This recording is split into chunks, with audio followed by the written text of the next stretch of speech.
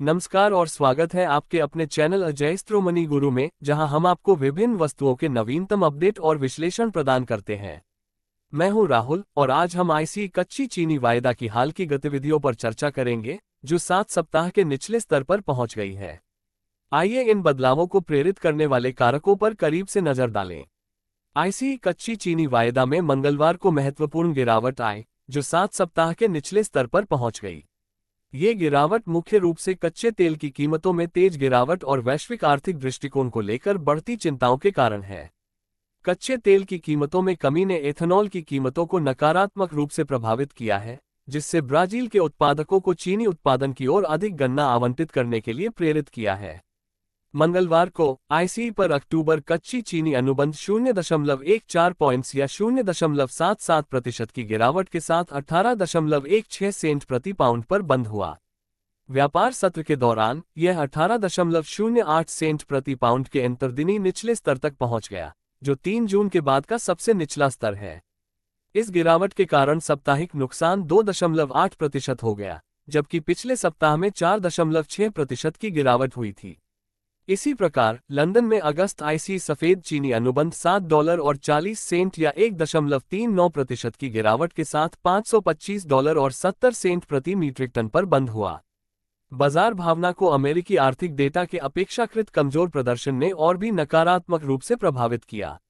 जून अमेरिकी मौजूदा गृह बिक्री रिपोर्ट ने 5.4% की गिरावट दिखाई, जो 3.89 मिलियन पर पहुंच गई, जबकि बाजार की अपेक्षा 3.2% की गिरावट की थी, जो 3.98 मिलियन पर होनी चाहिए थी। इसने वैश्विक आर्थिक विकास दृष्टिकोण को लेकर चिंताओं को और बढ़ा दिया।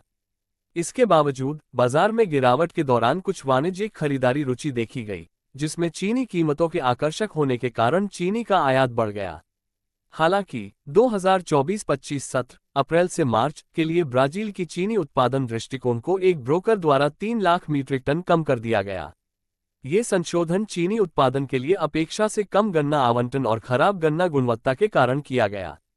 गन्ना प्रौद्योगिकी केंद्र ने बताया कि ब्राजील में कृषि उपज पिछले सत्र की तुलना में जून में 1.5% कम थी और फसल की प्रगति के साथ और गिरावट की उम्मीद है।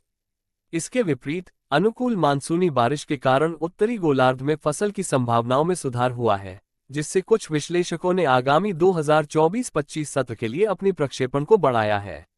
भारत और थाईलैंड सहित प्रमुख एशियाई उत्पादकों से उत्पादन में वृद्धि की उम्मीद है।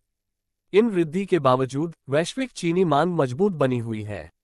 ब्राजील, जो विश्व का सबसे बड़ा चीनी निर्यातक है, ने वर्ष के पहले छमाही में 50% अधिक चीनी निर्यात की।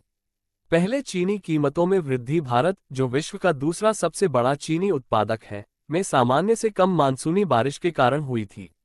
15 जुलाई तक भारत में 287.7 मिलीमीटर बारिश हुई थी, जो दीर्घकालिक औसत से 2% कम है। कमोडिटी फ्यूचर्स ट्रेडिंग कमीशन ने रिपोर्ट किया कि सट्टेबाजों ने आईसीयूएस पर कच्ची चीनी में अपने शॉर्ट पोजीशंस को 1303 लॉट्स बढ़ाकर 7857 लॉट्स कर दिया है। हालांकि वर्तमान गिरावट के बावजूद बाजार विश्लेषक आगामी मौसम पैटर्न और आर्थिक संकेतकों पर नजर रख रहे हैं, जो निकट भविष्य में चीनी कीमतों को प्रभावित कर सकते हैं। आज के लिए बस इतना ही। हमारे चैनल को लाइक, शेयर और सब्सक्राइब करना न भूलें, ताकि आप वस्तुओं के बाजार पर और अधिक अपडेट और गहन विश्लेषण प्राप्त कर सकें। अगली बार तक सूचित रहें और समझदारी से व्यापार करें।